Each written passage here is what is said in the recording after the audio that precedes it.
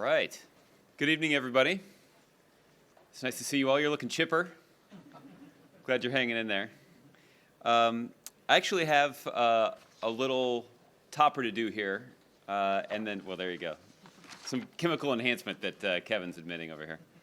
I've got a topper to do here on some business that we're taking care of back home, and then we'll open it up to your questions on any topic that may be on your mind. So it's a little lengthy. I'll just warn you in advance, but hang with me. There's a little news at the end.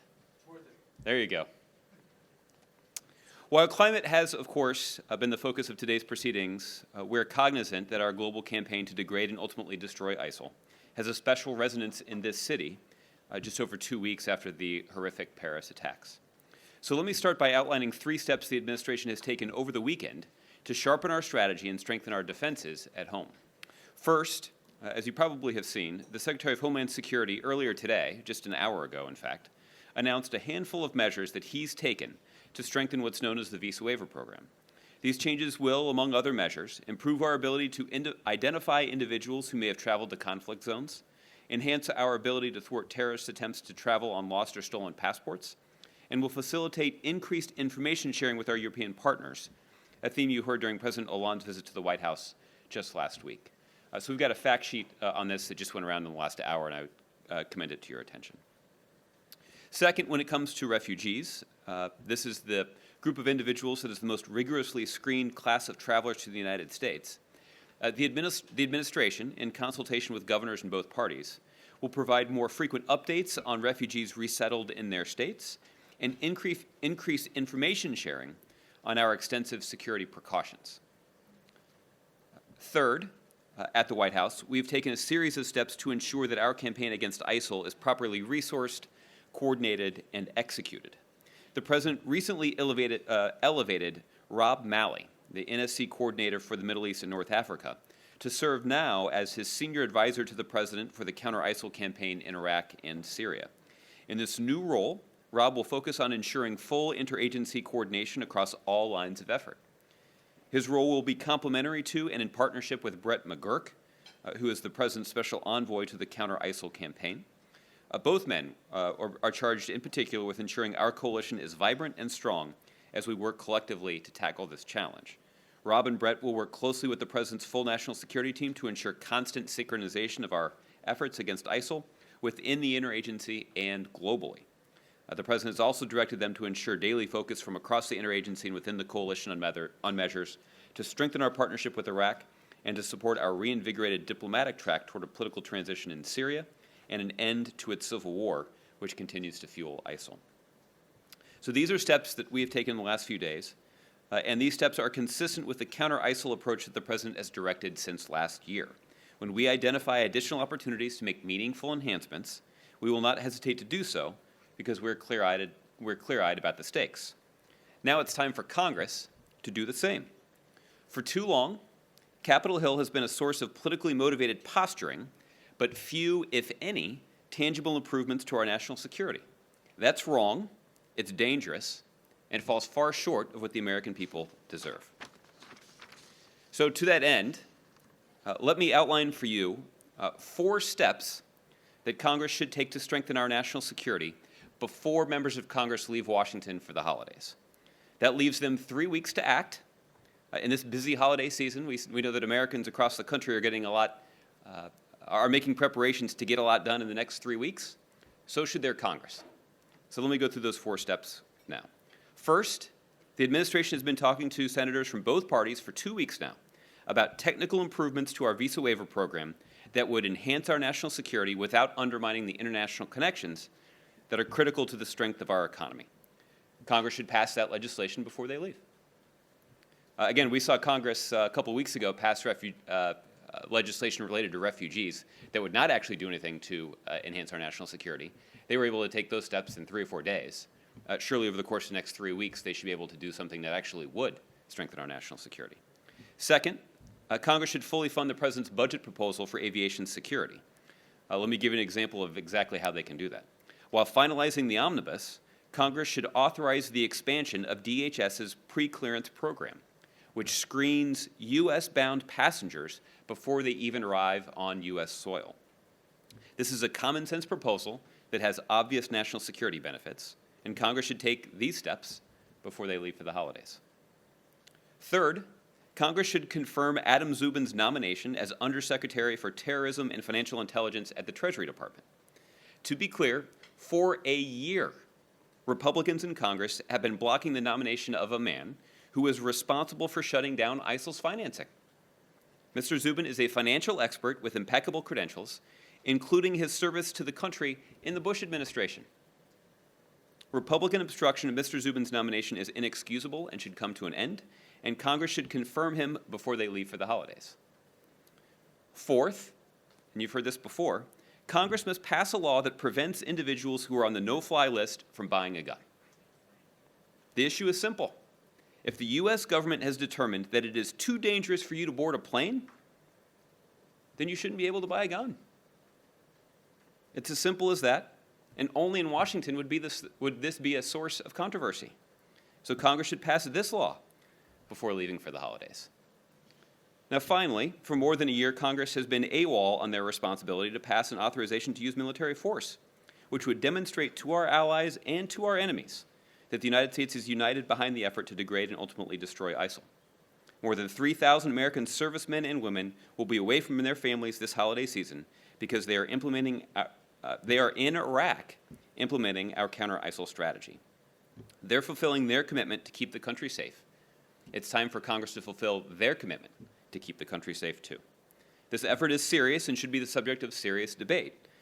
It will obviously take more than 3 weeks to pass an AUMF, but Congress, in each of these cases, must stop using the fact that these issues are difficult as an excuse for doing nothing. So over the course of the next 3 weeks, we'll have an opportunity to do briefings like this. You'll have a couple opportunities to ask questions of the President, and I think you can expect renewed attention on the part of the White House about these specific tangible steps that Congress can take in the next 3 weeks that will actually enhance our national security. So thank you for bearing with me on the long topper. Let's go through your questions. Before we take questions in the room, I know the pool has dialed in. So if there are questions from the pool, we'll take those questions first before we start taking questions from the room. So I don't know if the pool can hear me right now. Yes, Josh, thanks.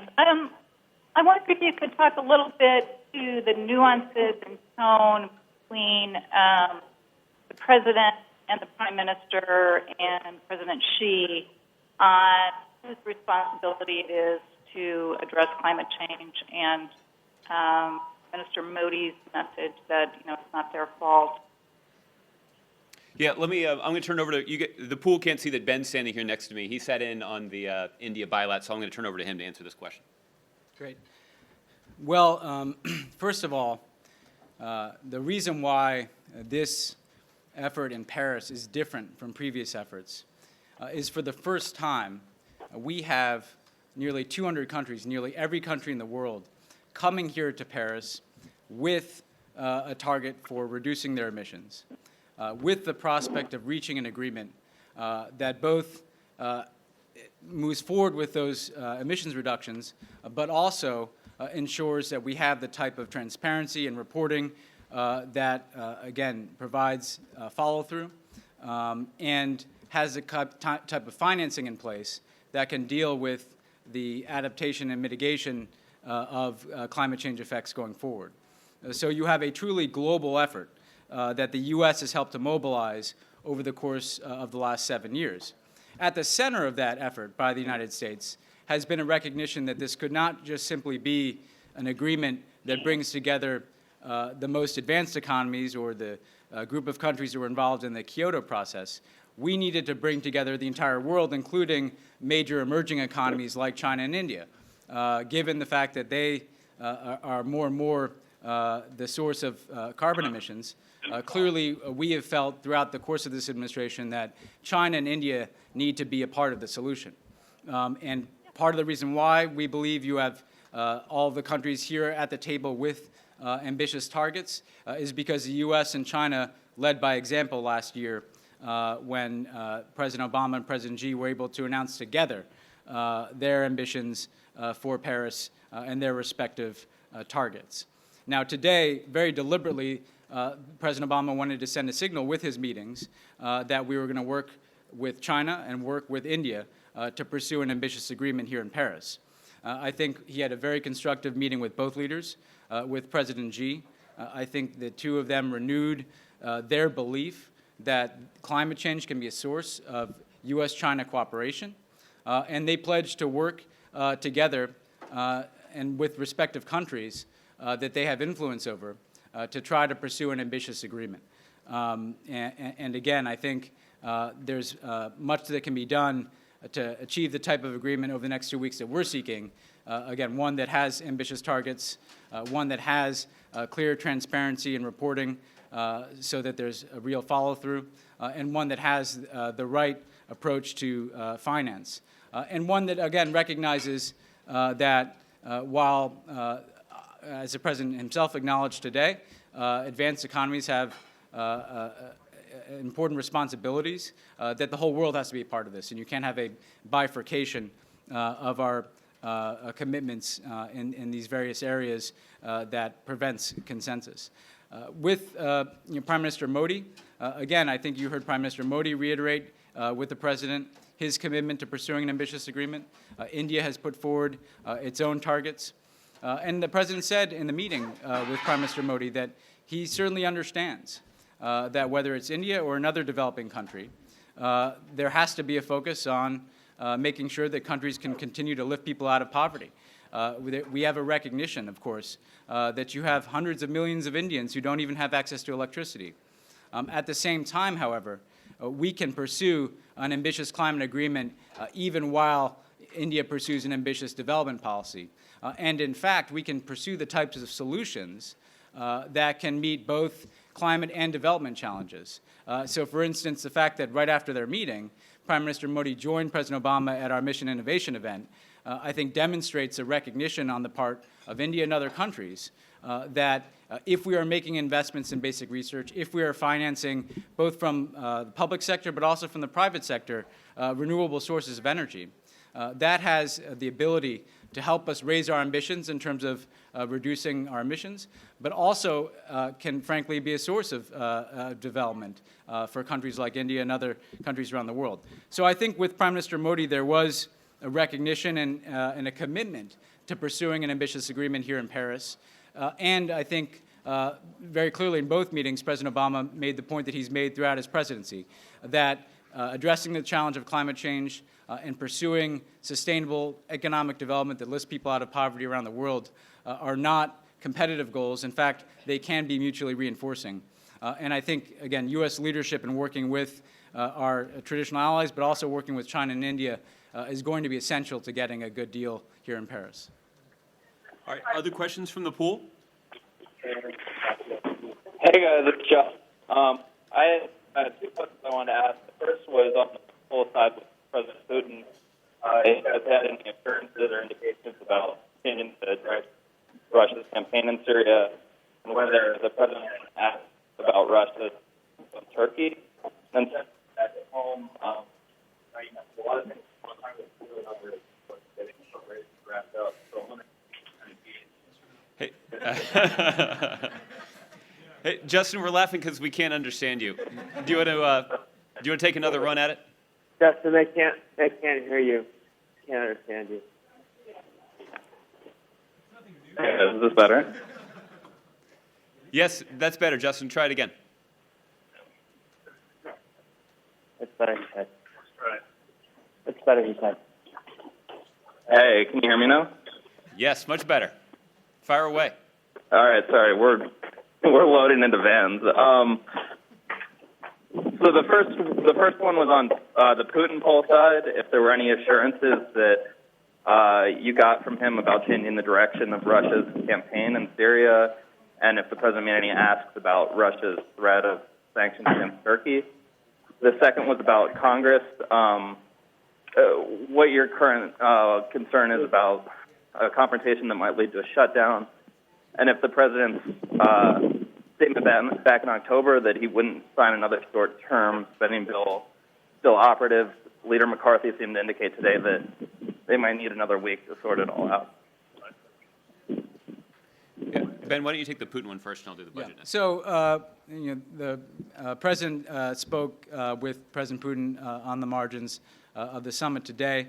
On your specific questions, first of all, they did discuss the shoot down of the Russian aircraft. The president was able to express his regret over the Russian loss of life, while at the same time reiterating his belief that Russia and Turkey need to de-escalate the situation and avoid steps, again, that risk further difficulties between the two countries, and frankly, further impediments to the type of progress that we need to make together to resolve the situation in Syria. President Obama will be meeting in a bilateral meeting tomorrow morning with President Erdogan of Turkey. So that I don't know that that was on the initial schedule that we released, but he'll be able to have this discussion with President Erdogan of Turkey as well. Again, I think a lot of the focus with President Putin today dealt with the political process that has been underway in Vienna. And the president, again, reiterated his strong belief that we need to work together, the United States, Russia, Turkey, our Arab friends and partners, our European allies, Iran, all at the table to pursue the type of political resolution that can bring an end to the civil war in Syria. There has been progress made over the course of the last several weeks in setting forward a timeline for a transition. There are discussions around the pursuit of a ceasefire. The president reiterated that this is an area where we all need to work together, and that, frankly, making progress with respect to a political dialogue and ceasefires inside of Syria will also enable us together as an international community to focus on ISIL. That has been the focus of the U.S.-led coalition in Syria. We think that should be the focus of the Russian military action in Syria. And there's a connection here between the political process and the counter-ISIL campaign because, again, you need to preserve moderate elements of the opposition who can participate in a negotiation and participate in a transition. And again, insofar as you have a political framework in place, it would allow the type of robust focus on ISIL that we believe should be the objective of Russia's efforts inside of Syria. So the two of them had a discussion. Obviously, we continue to insist that as a part of this transition, Bashar al-Assad will have to leave power. The two of them tasked their respective foreign ministers, Foreign Minister Lavrov and Secretary Kerry, to continue to work to make progress through the Vienna process that's been set up. Justin, on the question of a potential government shutdown, let me make a couple of observations. The first is the Senate Majority Leader has on a number of occasions assured the American public that there won't be a shutdown this year. Obviously, the Senate Majority Leader will have a lot to say about that outcome. So his steadfast commitment to ensuring that doesn't happen is certainly something that we take some solace in. Secondly, I say with some confidence that the newly elected Speaker of the House doesn't want to preside over a government shutdown 6 weeks into his tenure. And to the credit of both of those gentlemen, they did work earlier this fall in an effective bipartisan fashion in reaching a bipartisan agreement about the budget top lines. That, as budget experts will tell you, that often is the most difficult step. And what the president did in conjunction with that agreement was to ensure that that agreement could be reached in such time that appropriators on Capitol Hill would be able to work through the details. And that is why the president stands by the statement that he issued earlier, that he does not envision a scenario where he is going to sign a continuing resolution to give Congress more time to negotiate.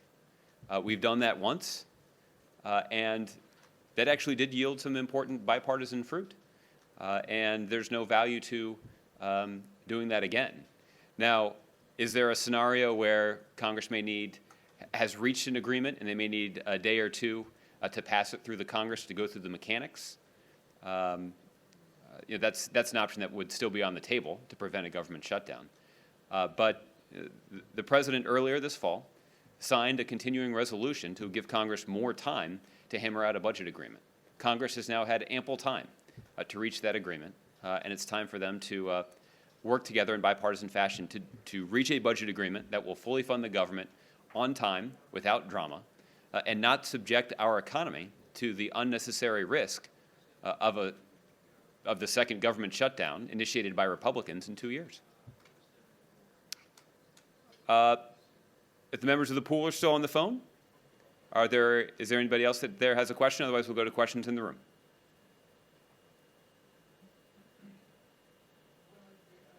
All right, hearing nothing, let's go to questions in the room. Gardner? Josh, can you the people who did the attack in Paris were all European citizens. They all could have hopped a plane without a visa, come to the United States. There has been great concern in the United States about Syrian refugees, despite the fact that none of the attackers were actually Syrian refugees. Is that the reason for these changes? And also, can you tell me what a foreign fighter surge team is that you mentioned in your visa waiver fact sheet? So first, can you talk about the concerns that the attack revealed in the United States and its visa waiver program? And then secondly, describe a little bit more about some of the efforts that you are doing now in your visa waiver program to ensure that this sort of scenario of these jihadists coming from Europe to the United States to mount an attack can be prevented. Let me take a crack at this, and then Ben, you may have something you'd like to add. Gardner, as you point out, the first thing that is relevant is the significant screening to which potential refugees are subjected before they're able to enter the United States. The process of applying through the UN refugee program and eventually gaining admission to the United States, on average, can take upwards of 2 years to complete. So if you are an extremist hell-bent on carrying out an act of violence on American soil, it doesn't make a lot of sense that you're going to apply for a program that will take you 2 years before you can enter the United States. And in that intervening period, you're going to be subjected to extensive questioning by national security officials. So that is why we have often pointed out the flaw, frankly, in the Republican prescription for improving our homeland security by making changes to the refugee program. What could benefit from some reforms is the visa waiver program. I will point out the Department of Homeland Security deserves some credit that they have, both in November of 2014 and in August of 2015, just a couple of months ago, instituted some measures on their own that made some changes to beef up screening of individuals who come to the United States from visa waiver countries. So there are some significant steps that the Department of Homeland Security has already taken. There are some additional steps that they are proposing to take, and they're working to implement as of today. The first is to capture more information related to previous travel. And this would include people who have recently traveled to areas where we know there is a significant risk of terrorism. So that's one thing, to collect more information about an individual's travel history. We know that the FBI is engaging in work with our visa waiver program countries, there are 38 of them, to work through some best practices to see if there are opportunities to improve information sharing between the United States and these countries with whom we have these visa waiver agreements. And if there are steps that we can take that will improve information sharing, that would obviously be an important part of more carefully vetting individuals who enter the United States from visa waiver countries. The thing that's important for people to understand about the visa waiver program is that it is something that facilitates important international travel. There are about 20 million visitors to the United States that come from 38 different countries through the visa waiver program. And it does facilitate the kind of travel that's positive, that has a positive impact on our economy. What it also means is it means individuals are subjected to some scrutiny and to some background checks prior to boarding an airplane. So there are some significant security gains derived from this program. The question is, are there some things that we can do to strengthen that screening prior to individuals boarding an airplane? Is there, you want to add to that? Just very quickly, Gardner, we've been focused on this issue of foreign fighters for the last, certainly for the last year and a half in which we've been engaged in the counter-ISIL military campaign. A lot of that focused on the initial UN Security Council session that the President chaired, and information sharing among the members of the coalition, cooperation among our intelligence agencies and with international law enforcement, so we were better able to track the flow of fighters into and out of places like Syria and Iraq. You've seen convictions in European countries and arrests and convictions in the United States related to individuals who had aspirations to act on behalf of ISIL. However, we've always been concerned about the fact that there is a significant higher flow of foreign fighters into and out of Europe than the United States. We are, we benefit in some respects from geography and in some respects, frankly, from simply having a population that has not had the same desire to join the effort in Syria under ISIL. So we see a much more significant threat of foreign fighters coming into Europe than the numbers of foreign fighters coming into the United States. Therefore, clearly, as ISIL has demonstrated a focus on external operations, as we've seen most tragically recently here in Paris, it's incumbent upon us that we're doing everything we can to ensure that the threat of foreign fighters or individuals who've been radicalized does not make its way to our homeland. Now, one important way that we do that is through better information sharing and intelligence sharing with our European allies so that we're able to disrupt plots, break up cells.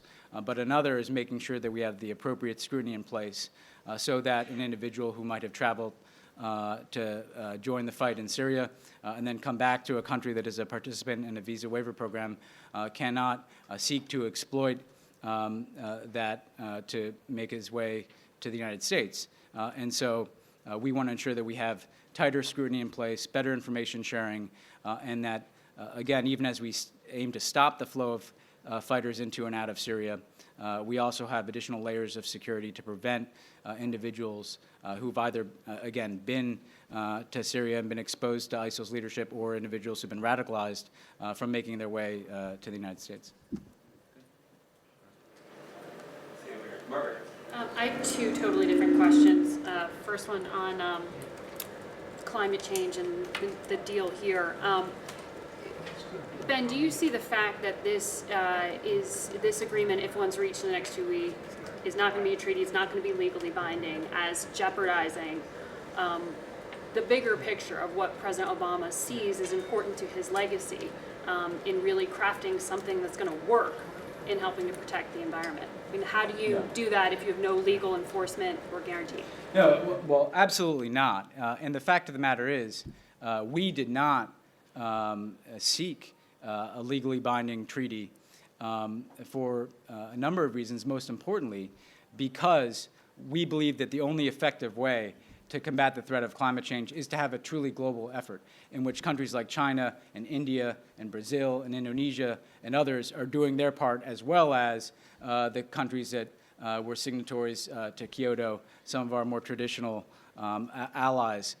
And the fact of the matter is, if we had set a certain legally binding treaty upon the commitments made by individual nations, I think we would have lost the capacity to have that truly global effort. What we've been able to do over the course of the last 6 years since Copenhagen is broaden the scope of the countries that are participating to the fight against climate change, so that you have here over 190 countries who are coming forward with targets, so that you have again, a country like China that is pledging to dramatically change its own energy picture so it can contribute to the effort against climate change. The first point I make is that we've been able to build a much broader coalition of countries, all of whom need to do their part, and the only way this works is if the emerging economies, who are more and more the source of emissions, are at the table. And that would not have been the case had there been a Kyoto-like treaty envisioned here in Paris. At the same time, we want to make sure that there is transparency so that we know that countries are standing behind their commitments. There is reporting requirements so that there's an ability to evaluate whether countries are following through. And again, some of those, I think, will have requirements attached to them. And that's one of the key issues that will be discussed over the next 2 weeks, because we want to make sure that they're ambitious targets, and we want to make sure that the world can see that countries are following through on their commitments and can take a look at the data. At the same time, what Paris does, if it works, is establishes a framework for action that has as a beginning point, again, the targets that have been laid out here. We would like to see the ability for those targets to be reviewed on a periodic basis going forward, because as we've already seen, advances in technology and increased financing could open the door to more ambitious targets, for instance, in 5 years and in 10 years. So that if you have a process set up whereby everybody's at the table, everybody has skin in the game, everybody has committed to their targets, everybody is going to be transparent about how they're going to follow through so that we know that countries are standing behind those targets, and we have the ability to raise our ambition within the framework of Paris going forward.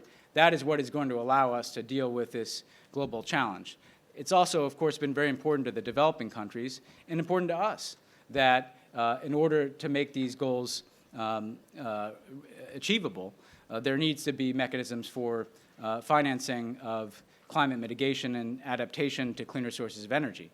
And that's where we've been working since Copenhagen to mobilize the $100 billion in financing that needs to be in place by 2020. We've made significant progress in pursuit of that goal, both through the Green Climate Fund, but also through substantial bilateral commitments, multilateral commitments from multilateral development banks, and increasingly the leveraging of private resources in pursuit of renewable energy solutions. So all that is to say that this is the framework that we wanted to set up because it gets everybody at the table, gets everybody's commitments laid out, has transparency so that those countries can stand behind them, and has the ability to raise our ambitions going forward. And again, had we used the Kyoto model, I think we saw in Copenhagen where that ends, which is you would have lost the capacity to bring China, India, and others into the mix. But how do you tell other countries here that the next president, perhaps a Republican one, won't walk away from this since there's no legally binding tie here? Well, look, clearly these are national commitments. Again, we do believe that there should be a process by which, through transparency and reporting, there is some requirement on countries to stand behind those commitments. At the same time, clearly the case we would make is to the American people, which is that it's going to be, frankly, increasingly in the interest of whoever is president and whoever is in Congress to deal with the threat of climate change. The effects are only going to get worse in the absence of action. And frankly, if we can bring the whole world together behind clear commitments and ambitious targets, we have even less of an interest in walking away from that. Because I can tell you that if we get an agreement here with almost 200 countries, including China and India, if the United States were to walk away from its own targets, we would lose that type of ambition from China and India and others who would say, well, the United States has walked out on the agreement, why should we follow through? So if people want to come to the table and say, the only way we're going to deal with these environmental problems, the only way we're going to deal with the threat of climate change, which poses a risk to our national security, our economic security, and to some of our populations who are vulnerable, if people want to say that the only way to deal with that is to have China and India do their part, and then we walk away from the agreement that China and India are part of, we will have lost our global leadership. We will have lost our ability to make the case to the world that everybody needs to do their share if we're not willing to do it ourselves. And so I think that will create powerful incentives for whoever the next president is to follow through on what is going to be one of the defining challenges of our time. Let me add one other thing to that, Margaret, just briefly, which is that there also is an element of economic momentum to also factor in here. That what we're seeing a lot of these companies, a lot of these countries do, is make some changes to their economy to be able to meet the goals that they have laid out. Once those changes have been made, the economy will be oriented to reinforce those incentives. So this is also true to a certain extent inside the United States, that there are a number of companies that have been formed and are making significant investments in things like wind, solar, energy efficiency. They're doing that because there are newly created incentives in place that make it economically profitable to do so. So to undo some of those policy proposals that had created this incentive in the first place is not going to be as politically popular as it once might have been, because it's going to end up costing some people money, and it's ultimately going to end up being bad for the economy. That's an effect that we already see a little bit of inside the United States. That's going to be true in many other countries too, as they begin to follow through on the commitments that they've made here in Paris. Okay, all right, John. Josh, the president's here. Obviously, this is a huge priority for him. It's a big part of his second inaugural address, promising to address this issue. Assuming an agreement comes out of this summit, how does that fit in as a legacy achievement for the president? Where do you kind of stack that? How big a deal is this? You know, the president talked about each president tries to write their paragraph. Is this in the president's paragraph? Is this one of his, classify this as among his top achievements, or? I've got a couple of thoughts. I'm sure Ben does here too. I think the first thing that's worth pointing out, and I think this is an important thing for us to keep in mind, the only reason that we are here, and in a place where we're talking about countries all around the world, nearly 200 of them, making significant commitments to reduce their carbon pollution, is because of the leadership role the United States has played in mobilizing those commitments. That started with the commitment that the United States, that the president announced alongside President Xi in Beijing in China about a year ago. That agreement between the world's two largest emitters catalyzed the commitments that we're seeing from countries around the world. So I think that's the first thing. I think the second thing that the president would also readily acknowledge is that even the most robust agreement that we envision right now, coming to fruition in 2 weeks at the end of this process, is not going to, in the mind of the president at least, solve the problem of climate change. We recognize that Paris is a first step, but a critically important step along the way to protecting the planet from the most harmful effects of climate change. The significance is that Paris is the most important step in that direction that the world has ever taken, and I think that's significant. You want to add to that, Ben?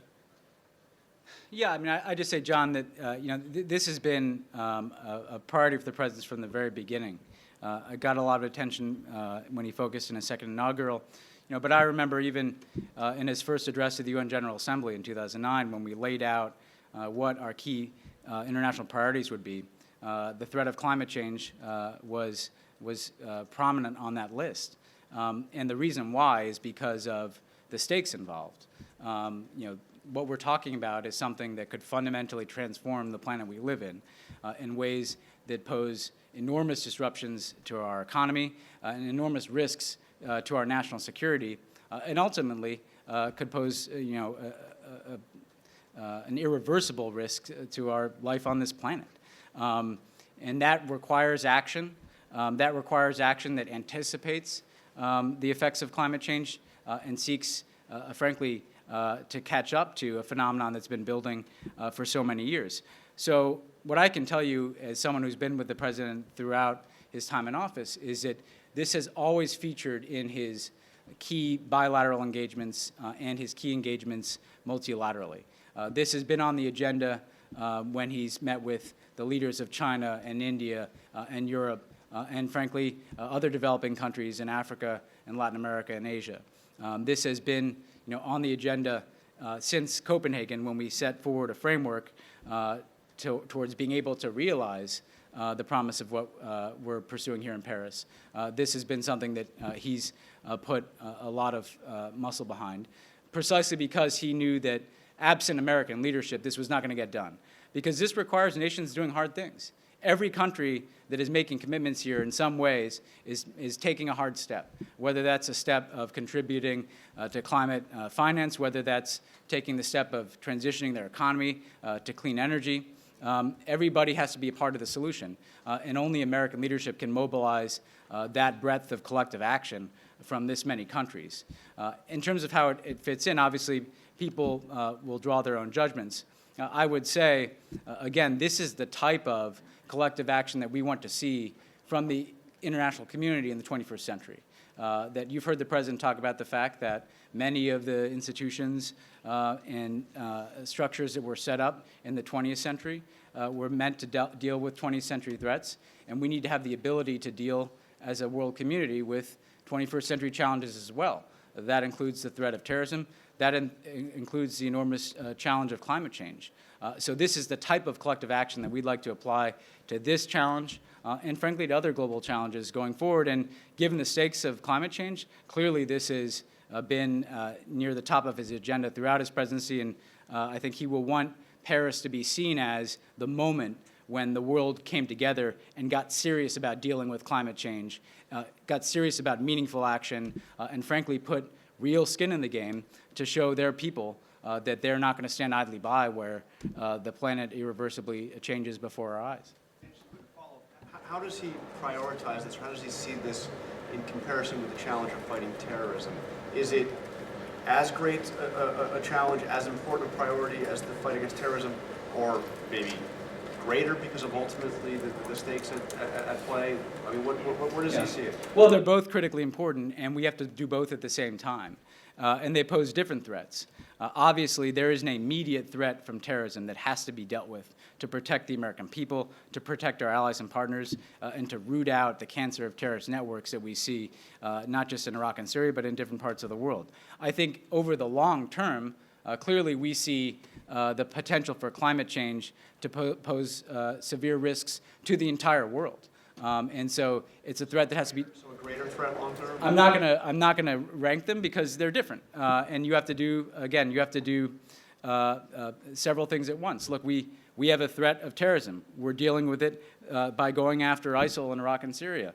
We have a threat from nuclear proliferation, which is why we committed significant effort to getting the Iran deal in place so you wouldn't have the further spread of nuclear weapons. And you have a threat from climate change that, again, poses a national security challenge if you're talking about the mass displacements of people, the erosion of significant parts of territory, the instability that would come from within countries because of the disruptions of climate change, and frankly, the effects of extreme weather events in the United States, where we've seen NOAA estimate that there are 8 events over the last year that cost $1 billion in terms of extreme weather events. So these are all threats that need to be dealt with.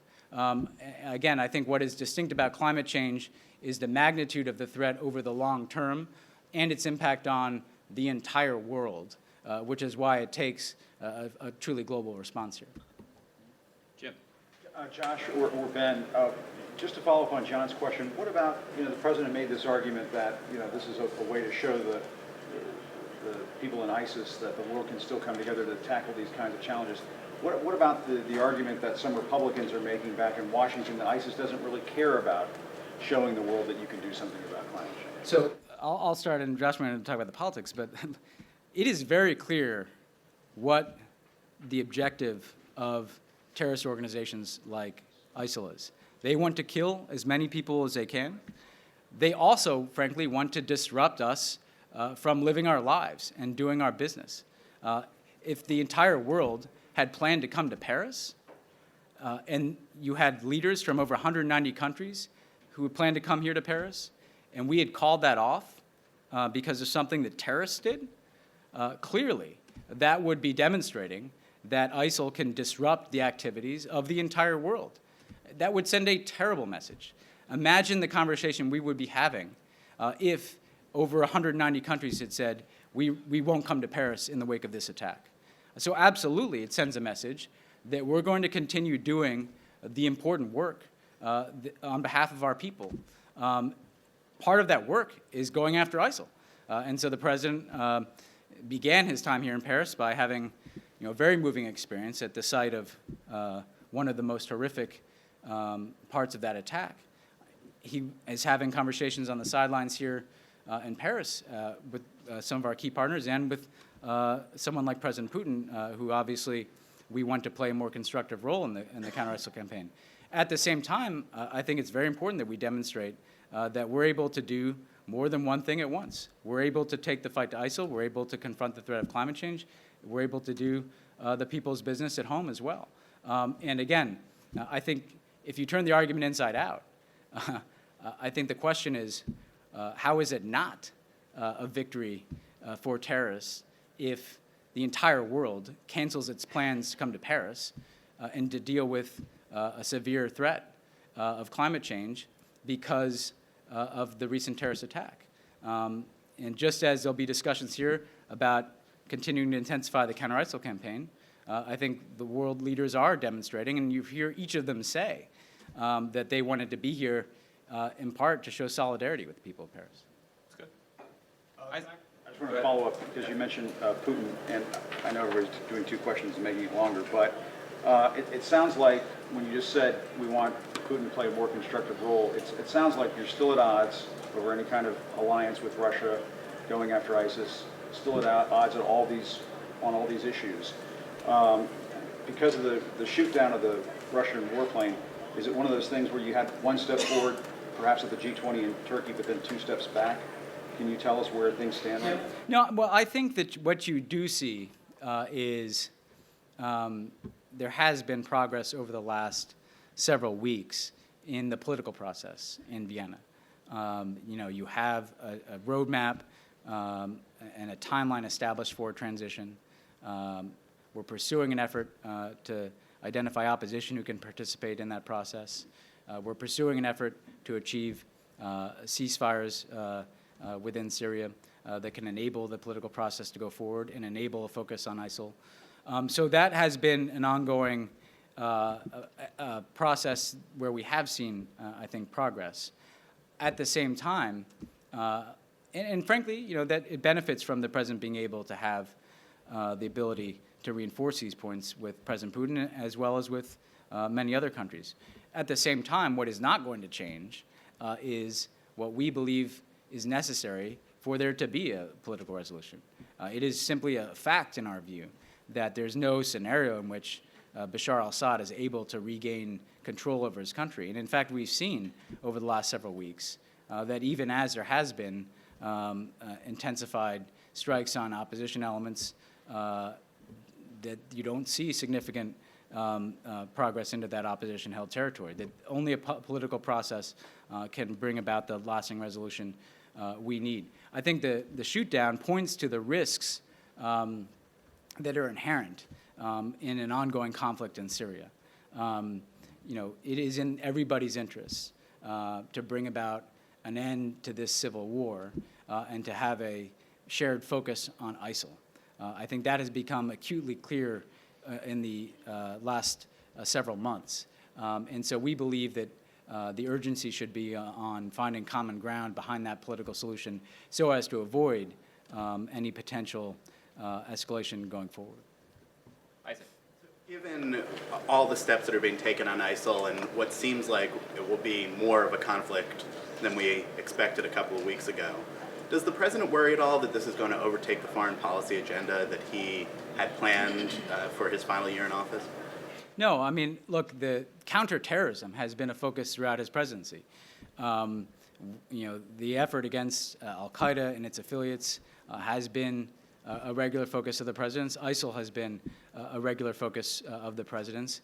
And absolutely, he's going to spend his time in office doing everything we can to both get the type of political framework in place that can resolve the situation in Syria, but also have a relentless pressure that aims to degrade ISIL, deny it safe haven, and ultimately, again, put ISIL on the path towards destruction, as we've been doing against al-Qaeda.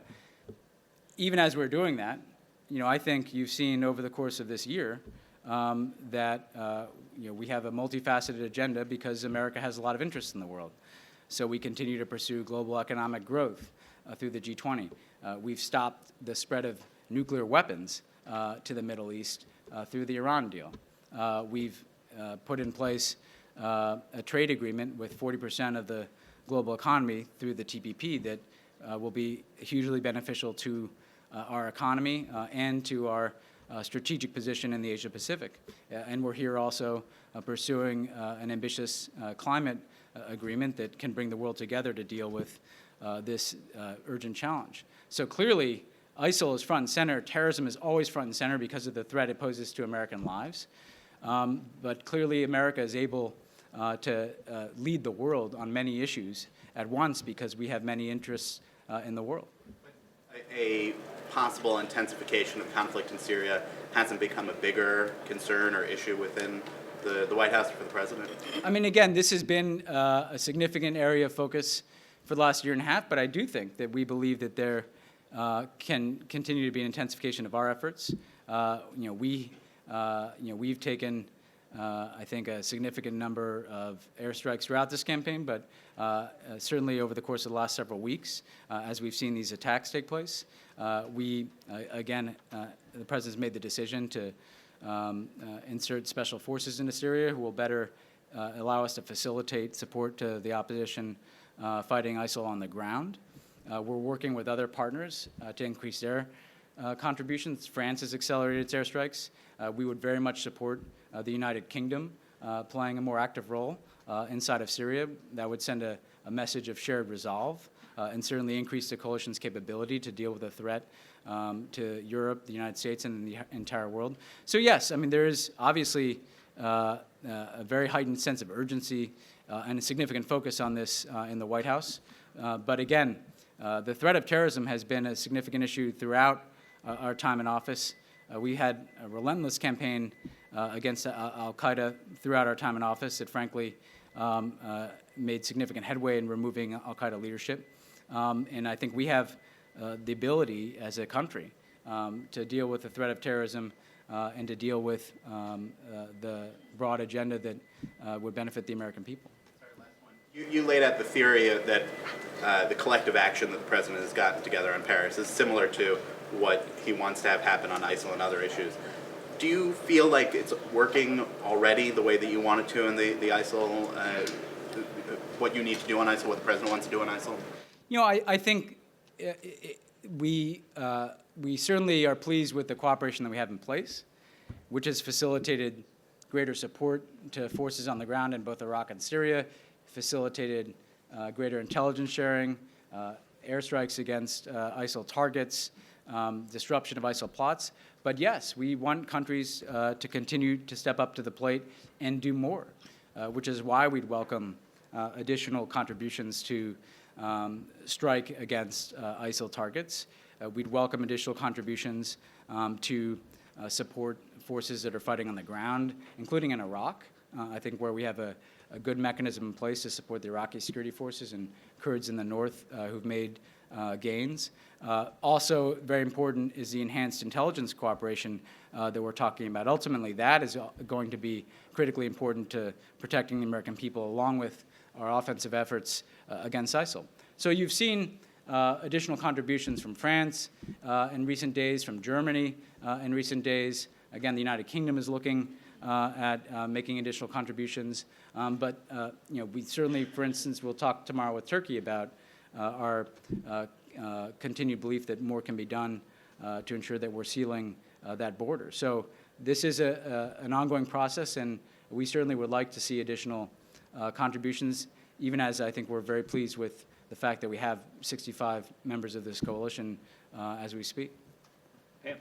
Josh, you mentioned 4 measures that you say Congress is overdue in taking in terms of the anti-terror effort. Are you saying that they bear some responsibility for setbacks or slow progress in the anti-ISIL campaign? And to ask John's question another way, does the president want to be the president who saved the planet? I think every president wants to have that moniker. Let me start with your first question, though. The the fact what we've seen from Congress is a lot of political posturing, but not a lot of tangible progress in advancing our national security interests. And that's a problem. There are some specific things that Congress can do that would make the country safer. And we're hopeful that over the course of the next 3 weeks, they'll at least consider taking action on those 4 items. There's certainly no good reason why they can't get that done in the next 3 weeks, particularly when you consider something like passing a law that would prevent somebody who's on the no-fly list from being able to purchase a firearm. I think it's pretty obvious how that would make the country safer. I think it is pretty obviously a step that we can take that would protect our communities without undermining the basic constitutional rights of law-abiding Americans. So why doesn't Congress take that action? I haven't heard a good explanation. We do know that there's a lot of agitating from Congress, expressing concerns about what more can and should be done to protect our national security. We know that the administration, as I laid out at the beginning, has taken a number of steps, even over the weekend, to strengthen our homeland security. We know that there are 3,000 American servicemen and women serving in Iraq right now, implementing our strategy to degrade and ultimately destroy ISIL. They're doing their jobs. It's time for Congress to do theirs. On your second question, look, as I acknowledged in my answer to John, even if we get the best possible outcome from these negotiations here in Paris, our work to cut carbon pollution and fight climate change will need to continue.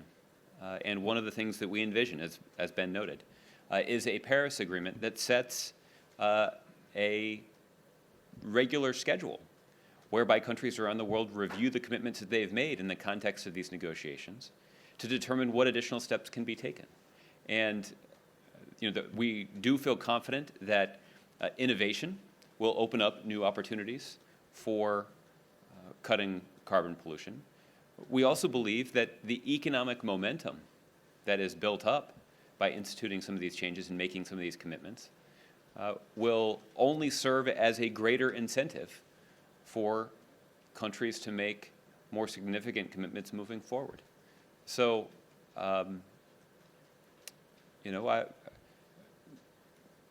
in talking to the president tomorrow at a news conference that he'll do before we depart, maybe you'll have an opportunity to get a greater sense from him about how he sees how these actions are likely to be judged by history. Add to that? On the first question, just 2 quick things.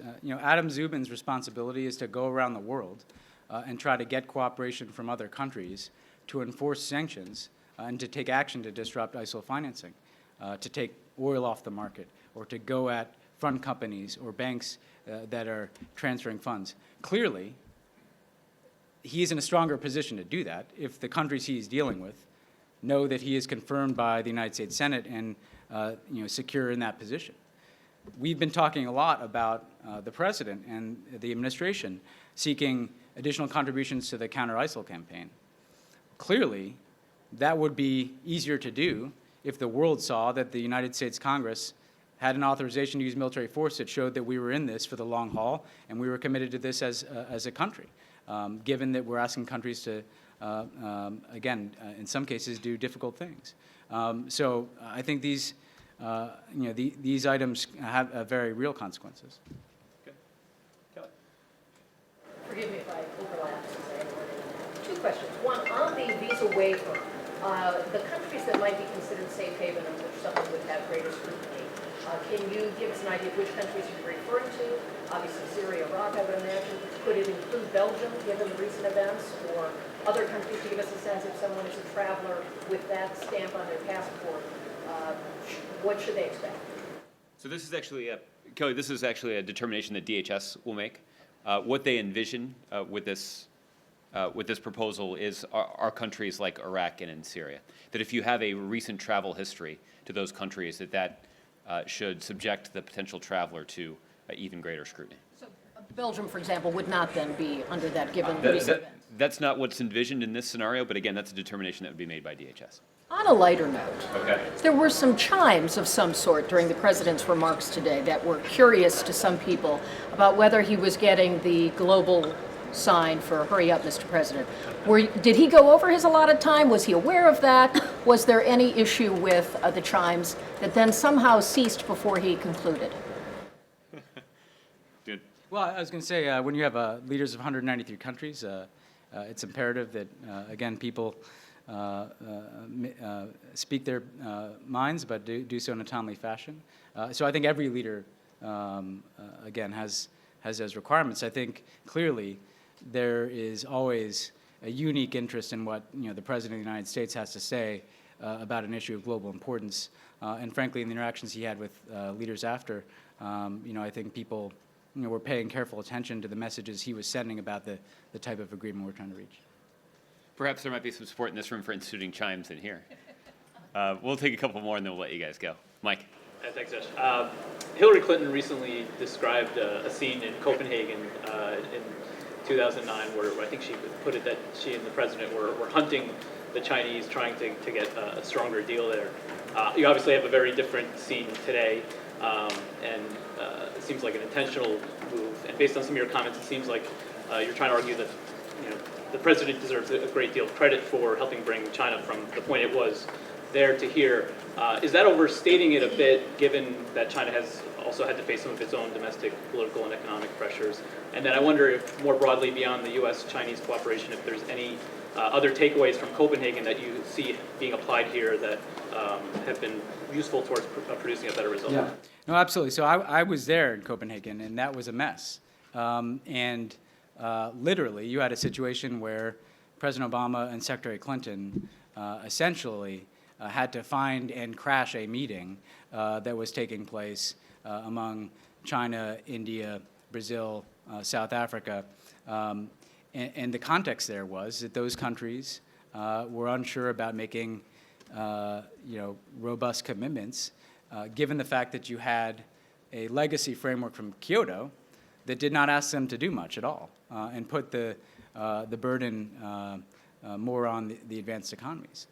Now, I think part of this is, as you rightly point out, a symptom of the degree of development and economic growth and growth in emissions that you've seen since Kyoto.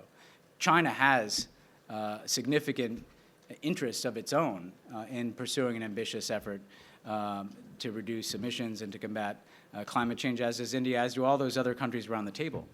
What we did in Copenhagen is, in the absence of being able to achieve a Kyoto follow-on agreement, because there was such a divergence between, I think, what expectations were among some, for instance, European countries and what expectations were among the emerging economies, we had to construct a framework in which everybody could play a role.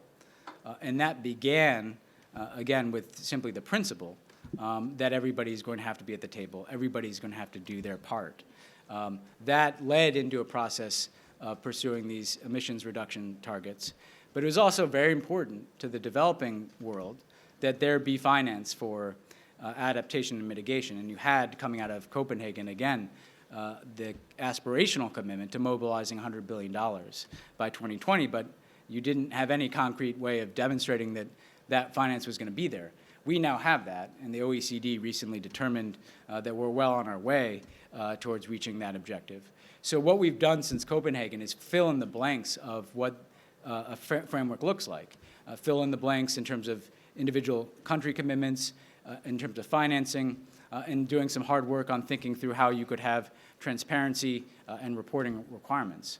And frankly, part of our effort in our diplomacy has been making a case to countries that it's in their self-interest. It's in China's self-interest to be aggressive in combating the threat of climate change, given the threat it's going to pose to them. It's in India's self-interest. It's in the interest of all the countries here around the table. So in many ways, the framework that we're seeking to achieve here in Paris, the outlines of that were drawn out of Copenhagen, where there was this recognition that we needed to start from a new premise, which is, again, everybody has to be a part of the solution here. We have to figure out a way to bridge the divide between the more advanced economies in the developing world, and we have to figure out how each country can play its own role. And that's been an exhaustive process over the last several years for those of you who follow it.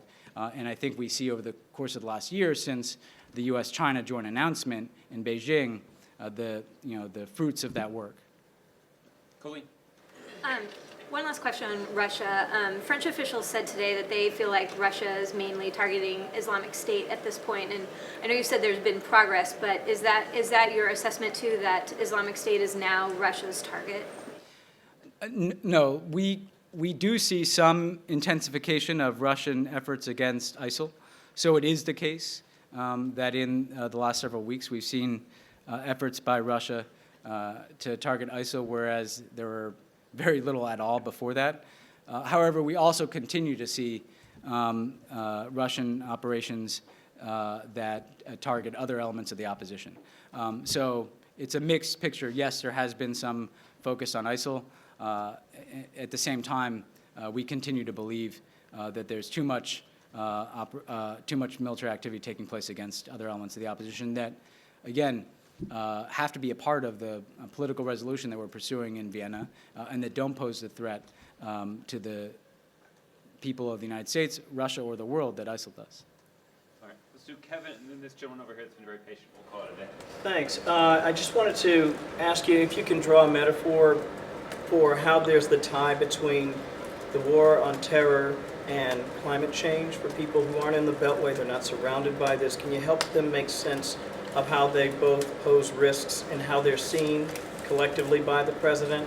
And Josh, if you give me just a tiny bit more on the readout of the meeting with Putin today, do you get the sense that there is any sort of cooperation building? Is there any momentum that you can report, especially given what's happened to the Russian people over the last month or so? You do both those. Yeah. So on your second question, I think it remains to be seen. We need there to be follow-through. I do think that clearly the events of the last several weeks have put into stark terms the threat posed by ISIL. And Russia itself obviously has been a part of that with the tragic attack on an airliner filled with Russian citizens. So again, I think there's a global consensus about the urgency of going after ISIL. At the same time, I think that there's an acute understanding that there needs to be this political process in Vienna.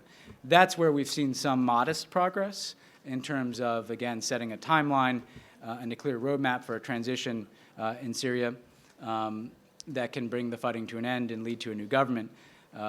However, there's very important roadblocks remaining, including the fact that it has to become clear that Assad is not going to be the leader of that government as this transition, as a part of that transition process, he'll have to leave power. So again, if we can see continued progress in those Vienna discussions and a continued and increased Russian focus on ISIL, that will be the metric by which we judge whether or not they're moving in a new direction going forward. Look, on your first question, I just repeat a bit of what I said to John in the sense that these are different threats. The threat of terrorism obviously poses a very real and very immediate danger to the American people and to the people who live here in Paris, but also people around the world, including the many thousands of innocent people who have been targeted by ISIL in Iraq and Syria. So there is a very clear threat that needs to be dealt with in terms of removing terrorists from the battlefield, degrading and ultimately destroying ISIL as a terrorist organization, and ensuring that we have the homeland defenses in place to disrupt and prevent any attacks on our homeland and hopefully to work with allies and partners to prevent attacks on them. That is a very immediate threat that we're dealing with. The danger of climate change, again, we already see manifested in some respects in the fact that consistently we've hit the warmest year on record, and you're seeing extreme weather events that can be very destructive, both in the United States and around the world. But ultimately, this is a threat that is only going to build as time moves forward. And it has the potential to erode coastlines, to make certain places unlivable, to breed instability in other countries as there are mass disruptions in their countries and their economies, increasing flows of migrants. So I think if you look at, from a national security perspective, the leaders who have looked at the danger of climate change, they see even the instability we're faced today significantly magnified by the effects of climate change over time. given the disruptions that extreme weather will have on certain countries, given, again, the lives that will be put at stake and the economic disruptions that will take place with the continued effects of climate change. And frankly, those places that are least equipped to deal with that threat are places that are already unstable. So if you take the instability that we see in parts of Africa and the Middle East, that can be magnified by the effects of climate change and extreme drought and extreme disruptions. So they're very different threats, but they're both very serious, and we have to deal with both of them. And I think the one common thread is the fact that we need the world with us in this effort. We will be much more effective in destroying ISIL, the broader our coalition and the more coordinated our response, just as we will be more effective in combating the threat of climate change if it's not, is certainly not an American burden alone. For it to work, we need China, India, and the rest of the world working with us. All right, thank you. Last question to this gentleman in the back. Thanks. I'm Karanja from gbmnews.com. So a couple of questions, one on ISIL and one on climate change. Even after Paris, the president has not ramped up any efforts against ISIL in a direct way. So has the president made a calculation that a direct engagement with ISIL is an unwinnable war? Is that why he has not done anything to ramp up? And what would it take to do so? And also, at what point would the priority to defeat ISIL surpass the priority or the need to get rid of Bashar al-Assad?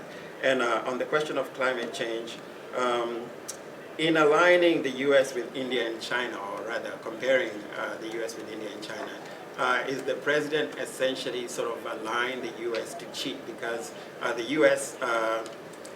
Per capita, obviously, is a much larger polluter than India or China. So, and further, there's not much that the president is able to pass through Congress. So what really can he do in terms of climate change, what really can he do to enforce the commitments made here? Okay. So on ISIL, look, we have taken direct action, and I certainly think the people and material on the other end of our thousands of airstrikes are certainly aware of the fact that the U.S. is actively targeting ISIL in both Syria and Iraq. I think you have seen an intensified focus in recent weeks to do everything that we can to get at the ISIL safe haven. I think you've seen significant disruptions in the oil infrastructure that they depend upon to finance their operations. And you do see intensified efforts from the United States in the form of both additional support in terms of equipment and training to Syrian forces fighting against ISIL on the ground and to Iraqi forces through the insertion that the President authorized of special forces who can help facilitate the operations of those forces that are fighting on the ground. So the United States is focused on doing everything that we can to put more pressure on ISIL to shrink its safe havens, to take out its leaders, to mobilize additional commitments from the international community. What we do not believe will be effective is the United States believing that the insertion of our ground forces can impose stability in a part of the world where I think we've learned we need local forces to step forward and do their part. So what we're doing is working in partnership with them to go after ISIL, to root out its safe havens, and ultimately to be the mechanism by which there can be long-term stability and more effective governance, frankly, in parts of the world where state control is completely broken down. And that leads to the Assad question. Opposing Assad's rule and countering ISIL are not at all goals that are in competition with one another. On the contrary, Bashar al-Assad's presence is part of the dynamic that gave ISIL the space to establish a safe haven in Syria. It was after he started bombing his own people and after he lost complete control over his country that you had al-Qaeda in Iraq that organization become increasingly prominent in eastern Syria and morph ultimately into ISIL. And so the fact of the matter is, so long as Bashar al-Assad is in power, there's not going to be the capacity to reestablish stability in Syria because the vast majority of his people are rejecting his rule. And in the absence of some type of political settlement, there's going to be a continued civil war, and a civil war provides the type of openings that extremists prey upon. Those are the places that they go to in order to have training camps, in order to attract recruits, in order to stoke grievances. And that is why a critical part of our effort to destroy ISIL has to be resolving the political questions inside of Syria. On the climate change issue,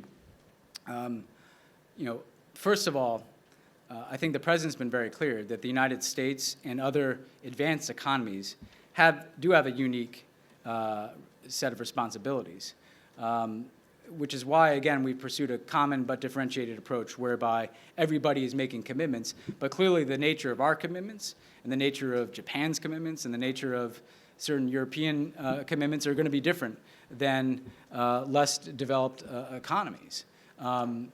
So he was very clear about that in his remarks. At the same time, however, China is the world's largest emitter. So you're not going to be able to address the challenge of climate change without China or without India or without other nations in Asia and Africa and Latin America. It wouldn't make, it just simply wouldn't make a difference if those countries weren't a part of the solution.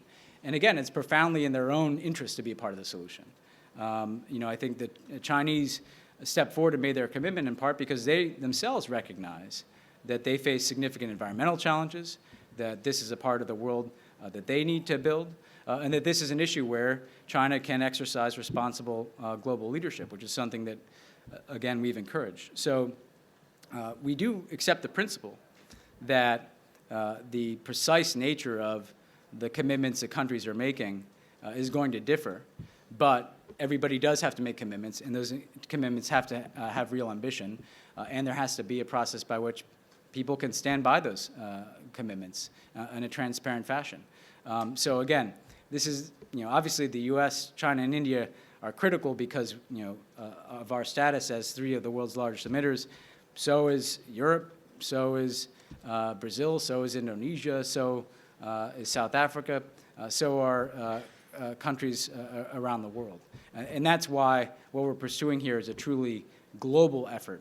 And I think, again, to the question of what the president would like to do, as Josh said, you don't solve the problem of climate change in any one meeting. But if this can be the moment where the world comes together behind a global framework that can put in place a plan of action, ambitious targets, and a process by which we are able to review progress and in some cases elevate our ambition, and that we have mechanisms to finance those efforts, this can be a critical turning point. On the Congress piece, you may want to. If I may, Ben, did I just hear you say that indeed a ground war is unwinnable? We do not believe that you can impose a solution, a military solution in Syria, or Iraq for that matter, through the invasion and occupation by foreign forces of Syria and Iraq. That has been a very consistent position. We can, again, use our unique capabilities to relentlessly go after ISIL. There are components of U.S. forces on the ground as a part of that campaign. We have thousands of troops who are doing training, advising, and equipping inside of Iraq. We have special forces contingents that the president's authorized for Syria. But absolutely, we do not believe that the way that these broken places are going to be put together is simply through foreign occupation from U.S. or other ground forces. The fact of the matter is this is not simply a matter of the extraordinary risk that would put to our men and women in uniform who would be in harm's way. It's frankly learning the lessons of what we've seen in the Middle East over more than the last decade, which is ultimately you need forces on the ground who will step up to provide security, and you need political accommodations in these countries so that there can be a framework for stability. Again, even as we had 150,000 troops in Iraq, you continue to see terrorism, you continue to see insurgency. We could reduce the levels of violence, but we couldn't eliminate it. Only the Iraqis, again, through a combination of pursuing political accommodations and, frankly, taking ownership of their own security over the long term, can ensure that there's lasting security and elimination of the terrorist threat. And just on the Congress question, we're well aware of the fact that there is an abiding hostility in the Republican conference to facts and science and evidence. But that has not prevented the administration from moving forward using the president's executive authority to do things like double fuel efficiency standards on automobiles and increase fuel efficiency standards on large trucks inside the United States. We've also moved forward to implement the Clean Power Plan that the president's described, all of which will have an impact in reducing carbon pollution in the United States. I will point out that there actually is one important step that we were able to advance with Congress. That was early on in the administration. The president worked with Congress to pass the Recovery Act that included in it the most significant investment in clean energy in American history. And that investment in renewable energy and in clean energy has significantly benefited what is a growing industry in the United States. And in the years ahead, particularly as we see the world come together to renew their own commitment to a low-carbon economy in the future, that's only going to open up greater economic opportunity for American businesses that are succeeding today in doing things like manufacturing solar panels or manufacturing parts for wind turbines or advancing technology when it comes to energy efficiency. Agreements like the one that we're hoping to reach here in Paris will only expand economic opportunity for American businesses that are already doing important work and making money because of their business model. So thank you, everybody, for enduring with us tonight, and have a good evening.